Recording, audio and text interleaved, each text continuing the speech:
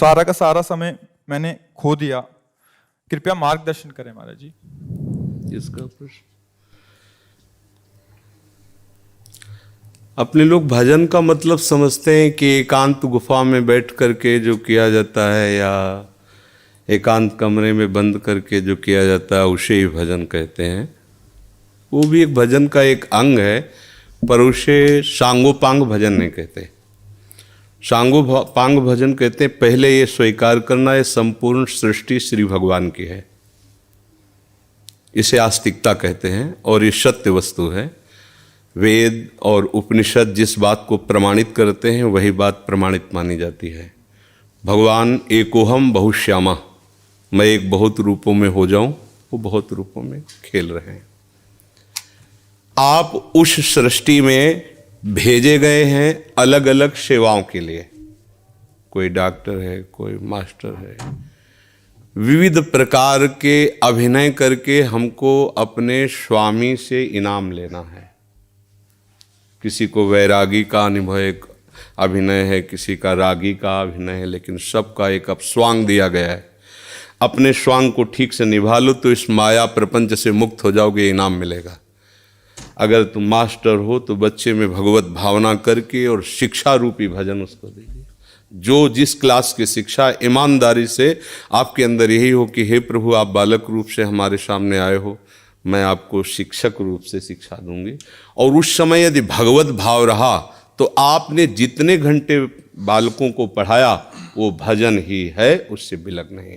एक युद्ध क्षेत्र में खड़ा हुआ सूरवीर सामने के सैनिकों की गर्दन उतारता है अपने देश रक्षा के लिए, उसका वो भजन ही है, भजन से कम नहीं है, क्योंकि अपने धर्म के लिए वो युद्ध में वार कर रहा है। अधर्म से किया हुआ हर कार्य निष्फल है और धर्म के लिए किया हुआ हर कार्य भजन है, क्योंकि सृष्टि भगवान की है। अगर एक केवल मान लिया जाएगा कि माला चलाना इतना ही भजन है तो वो भजन के सर्वरूप को नहीं जानता है।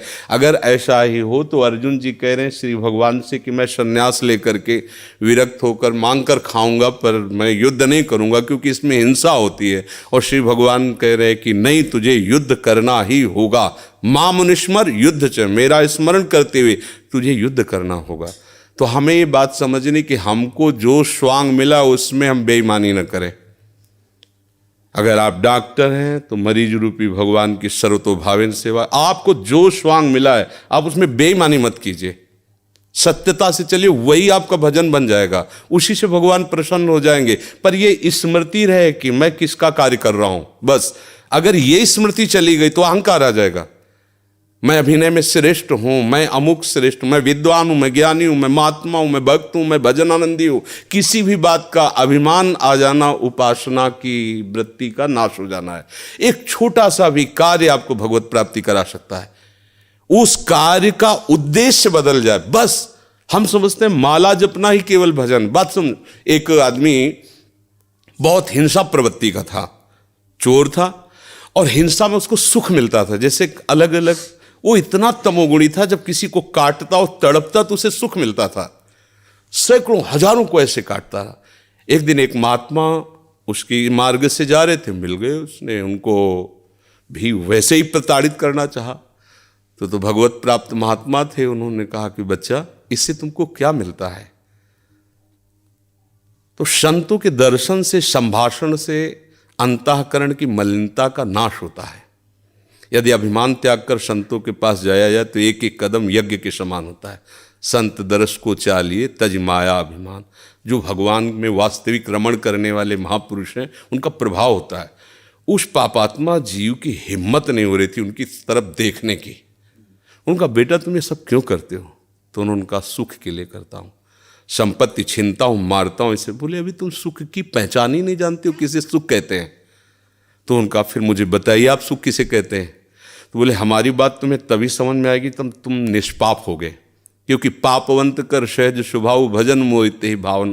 बोले महाराज क्या करूं जिससे मैं निष्पाप हो जाऊं? तो उनका हमारे भारत में पवित्र देश है, उनमें आप भ्रमण करो, अवगाहन करो, तुम पवित्र हो जाओगे। निष्पाप करने के लिए हमारे बहुत से तीर्थ हैं भारत में, तीर्थपाद प्रभु ने उनको प्रकट किया है। तो महाराज हम कब जानेंगे पवित्र हो गए? तो सिद्ध महापुरुष थे, उन्होंने एक शुष्क लकड़ी दी, सूखी हुई लकड़ी दी, कहा इसे ले जाओ और जब ये हरी होने लगे, इसमें किनगा आने लगे, तो तुम समझ लेना तुम निष्पाप हो गए। चला गुरु को प्रणाम करके 10 किलोमीटर चला हुआ, शाम हुई, एक वृक्ष बड़ा था, उसके नीचे रुका। गांव में रहने का स्वभाव उसका नहीं था, और उसमें 4-5 चोर बैठे हुए थे, और वो नीचे जड़ में ऐसे जाके बैठ गया। रात्रि व्यतीत हो तो तीर्थयाटन को जाएंगे। वो ऊपर प्लान बना रहे थे कि इन गांव वालों ने मुझे बहुत सताया है, आज रात्रि में 12 बजे चारों तरफ से आग लगा देंगे और अस्त्र शस्त्र ले जो भागेगा मारेंगे, पूरे गांव को आज नष्ट करेंगे। उसके कान में पड़ी बात, उसने कहा कि तीर्थ यात्रा तो जा ही रहे हैं, अगर इन जो 4 हैं 5 हैं इनको अगर मार देते हैं तो जा ही तो रहे हैं तीर्थ यात्रा में, पूरा गांव बच जाएगा। ये पूरे गांव को मारना चाहते, पशु पक्षी हैं, बहुत से जीव हैं। तो उसने कहा भैया तुम्हारे गुरु हम हैं, तुम 4-5 मिल के मारते हो, हमने अकेले न जाने कितनों को मारा है, आओ हम तुम्हें सलाह बताते हैं कैसे पूरे गांव को नष्ट करना है। तो चारों कूद थोड़ी पड़ेंगे, एक ही एक आएगा। चारों को हम मार दिया। सोचा अब यहाँ हिंसा हो गई, नहीं रुकेंगे। लकड़ी उठाई तो हरी हो गई। उनका गुरुजी ने कहा था जहाँ हरी हो जाए वापस चला गया। वहाँ गया संत भगवान को। संत ने कहा हम जानते थे कि तुम ऐसे स्वभाव वाले हो कि तुम्हें तीर्थ यात्रा सुहाएगी नहीं, वापस आ गए। तो उनका भगवान आपकी आज्ञा पर, आपने कहा था हरी हो, देखो हरी हो गई। तो बोले कौन से तीर्थ में? बोले तीर्थ लेके आ, 4 को और मार दिया है। बोले बताइए कैसे? उन्होंने बोले देखो बेटा, पहले स्वार्थ के उद्देश्य से मारते थे तो पाप हुआ, लेकिन पूरे नगर के बचाने के लिए 4 को मारा आपने। उद्देश्य आपका दूसरों के सुख के, इसलिए मारना ये आपको तीर्थयाटन से भी अधिक पवित्र करने वाला हो गया। क्रिया वही, उद्देश्य परिवर्तन, फल का परिवर्तन। यदि हम सब अपने धर्म से चले, अपने कर्तव्य को भगवान की पूजा माने, तो जो जहां है उसको अलग से कोई मार्ग चयन नहीं करना, वहीं भगवान की प्रसन्नता के लिए करे, उसको वहीं भगवान की कृपा की प्राप्ति होगी। तो आपको कोई परेशानी का विषय होना ही नहीं चाहिए। आप अध्यापिका और बच्चों को पढ़ाइए और बीच बीच में राधा राधा राधा स्मरण कीजिए। जो भी कर रहे हो अपने प्रभु के लिए कर रहे हैं, ऐसी भावना कीजिए। इसमें कोई श्रम नहीं, कोई परिश्रम नहीं, कोई अलग से ऐसा नहीं कि नाक दबा के बैठना है, आँख मूंद के बैठना है। प्रतीक जी। श्री हरिवंश महाराज जी, मन बुद्धि बहुत धीरे से भजन से हटा के कई बार सांसारिक भोग और सुखों की तरफ ले जाता है। इससे जितना श्री जी में लगाना का निश्चय आता है उतना मन बाधा उत्पन्न करता है। कृपया मार्गदर्शन कीजिए कैसे हमेशा के लिए इसे अभी हम मन का स्वरूप समझ नहीं पाए, इसलिए हम शिकायत करते हैं मन की। मन बाधा उत्पन्न नहीं करता है, मन को हमने वो पकड़ाया है, वही हमारे सामने पेश करता है। जो चीज हमने अपने मन को नहीं पकड़ाया, जो चीज विषय हमने नहीं भोगा, वो मन हमारे सामने नहीं प्रस्तुत करता। हमने गंदी बातें पकड़ाई हैं, गंदी क्रियाएं पकड़ाई हैं, गंदे दृश्य देखे हैं, गंदा चिंतन करवाया है मन से, तो वही वो बातें पकड़े हुए हैं। अब आप सत्य चिंतन की तरफ जाओगे तो जो पहला उसे डिलीट करना होगा ना, जो पहला उसे मिटाना होगा। ये जो नाम है, ये जो मंत्र है, ये उसको डिलीट करता है। तो जब कोई साधक भजन में बैठता है तो उस समय उसकी गंदी बातें सामने आती है, वो उसमें नई नहीं आ रही, जो उसमें भरी हुई है मन में, वो नाम निकाल रहा है। तभी तो मन निर्मल होता है भजन करते करते। अब उसकी प्रेरणा से आप कोई नया पाप कर्म न करें। जैसे अंदर कोई गंदी बात आ रही, आप धैर्यपूर्वक नाम जपते रहिए और विचार कीजिए जा रही है। दूसरी बात, मन वहां जाता है जहां जहां हमने अपनी प्रीता रख रखी है।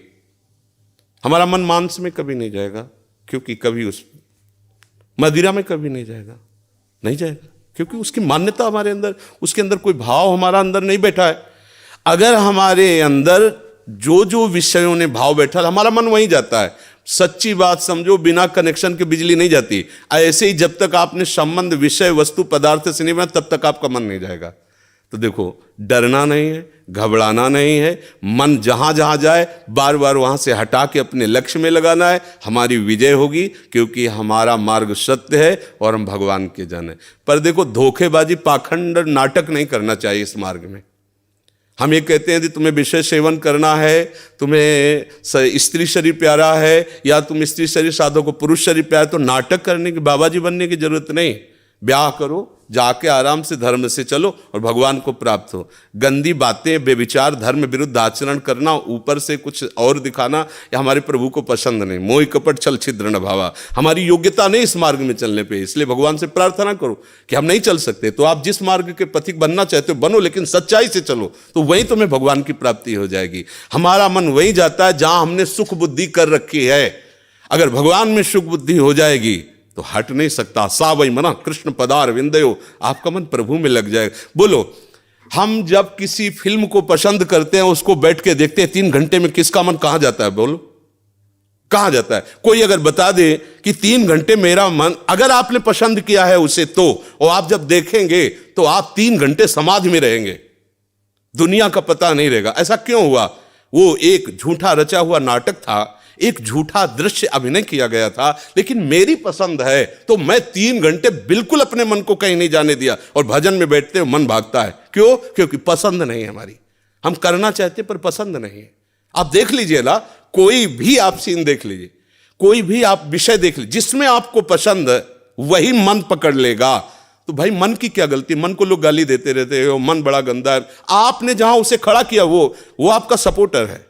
आपने उसे गंदी आदत दे दी, गंदी आदत, अच्छी आदत दे, एक क्षण के लिए भी भगवान का विस्मरण नहीं हो सकता। गला काटने पर भी उसको आप पकड़ा के तो देखो नाम। ऐसा होता तो ये जो विश्व में हमारे संत महात्मा है, सब नाटक ही थोड़ी होता है। असली नोट का ही नकली बनाया जाता है, नकली का असली नहीं होता है, असली का ही नकली होता है। तो अगर कोई पाखंड भी करता है तो उसी असलियत का स्वांग करता है, तो असली है ना। जो असली है, एक क्षण के लिए भी भगवान का स्मरण कभी टलता नहीं है। सोते जागते, उठते बैठते, चलते फिरते सच्चिदानंद भगवान उसके स्वभाव में, उसके जागृत स्वप्न इस स्फुरत में, चाहे स्वप्न में हो चाहे जागृत में हो, स्फुरत हर समय प्रभु का स्मरण। ऐसा क्यों हुआ? उसने अभ्यास किया है। आंख लगा के हम निशाना नहीं लगा सकते, क्यों? अभ्यास नहीं है। और ऐसे भी है, ऐसे मार देंगे, क्यों? अभ्यास। ऐसे ही आपने भजन का अभ्यास नहीं किया, पूर्व मन में विषयों किया है, तो देखो आंख मूंदते, आंख खोलते विषय चिंतन होता है, भगवत चिंतन नहीं। तो घबराने की जरूरत नहीं, गलत अभ्यास को अच्छे अभ्यास से मिटा देना है। कोई बड़ी बात नहीं, हम भगवान के अंश हैं, उनके बच्चे, हम कुछ भी कर सकते हैं। आप ये बात सब लोग बैठा लीजिए, कोई आकाश से पैदा नहीं होता, सब उसी जीव स्वरूप से आते हैं, ईश्वर के अंश, सब कुछ कर सकते हो। जब नारायण नर बन सकता है तो नर नारायण बनने में कोई संशय नहीं। आप चलो तो, पर आप भजन न करो, विषय सेवन करो तो बात अलग हो जाएगी। इसलिए सब नाम जप करो, गंदे आचरण मत करो, जिससे दूसरों का अहित और दुख होता है ऐसे ना बात करो, ना ऐसी चेष्टा करो। भगवान कृपा करेंगे, आप सदैव सुखी रहोगे, आनंदित रहोगे। प्रिय सखी, गुरुदेव भगवान के चरणों में कोटि कोटि नमन। गुरुदेव भगवान, इस शरीर से काम वासना खत्म हो गई है, पति को काम वासना बहुत है, क्या करूं, मार्गदर्शन करें। पति के अनुकूल चलना चाहिए। जब 2 पाणी ग्रहण करते हैं, पति और पत्नी, तो एक दूसरे को सहयोग करके मित्र भाव से चलाना चाहिए। हमें अपनी रुचि दूसरे पर नहीं थोपनी चाहिए, बात ध्यान रखना चाहिए। हम दोनों एक मार्ग के साथी हैं, तो हमको चाहिए कि हमें अपनी रुचि उसके अनुकूल करनी चाहिए, उसको चाहिए कि हम अपनी रुचि को एक दूसरे के अनुकूल कर ले। अगर आपकी रुचि नहीं है तो पति को मनाइए और अपनी रुचि में उसको अनुकूल कीजिए। अगर वो अनुकूल नहीं होता तो आप कोशिश कीजिए कि आपकी वृत्ति के कारण कहीं वो व्यभिचार में ना उतर जाए, गंदे मार्ग में न जाए, उसका साथ दो, आप उसकी साथी हो। आपका ब्रह्मचर्य उतना महान नहीं होगा जितना पति की आराधना महान होगी। पति को एक मित्र है, मान लो हम कह रहे हो वो पति परमेश्वर होता है, ऐसा मत मानिए। तो एक मित्र है, हम दोनों मिलकर के संसार मार्ग में चलना, तो हमारी रुचि ही पूरी थोड़ी होती है, दोनों की रुचि मिलनी चाहिए। अगर दोनों रुचि, दोनों ब्रह्मचारी रहो। अगर एक की रुचि नहीं तो दूसरे को सपोर्ट करना चाहिए कि कहीं वो लड़खड़ा के गिर न जाए, उसका मार्ग न भ्रष्ट हो जाए। हम ये देखते हैं कि 4 दिन बाद पति पत्नी ऐसे तलाक, ये क्या है क्या? सिर्फ अपनी रुचि का पोषण नहीं होना चाहिए। अगर हम 2 मिलते हैं, दोनों मित्र बनते हैं, तो एक दूसरे की रुचि का आदर करें, एक दूसरे की रुचि का सहयोग करें, तभी तो जीवन यात्रा चलेगी। नहीं तो कब ऐसे नहीं चलेगा। आप ब्रह्मचारी बन के बैठो और वो व्यभिचार में प्रवृत्त हो जाए, तो आपने पाणी ग्रहण किया था, ये आपकी मित्रता नहीं सही रही। हाँ, वो बहुत ही व्यभिचारी है, अन्य, तो तो फिर अपने को अलग कर लेना चाहिए। अगर वो एक पत्नी व्रत है तो हमें उसका सहयोग करना चाहिए, उसमें ब्रह्मचर्य की तरफ वृत्ति न रखकर अपने पति की अनुकूलता की तरफ वृत्ति रखनी चाहिए।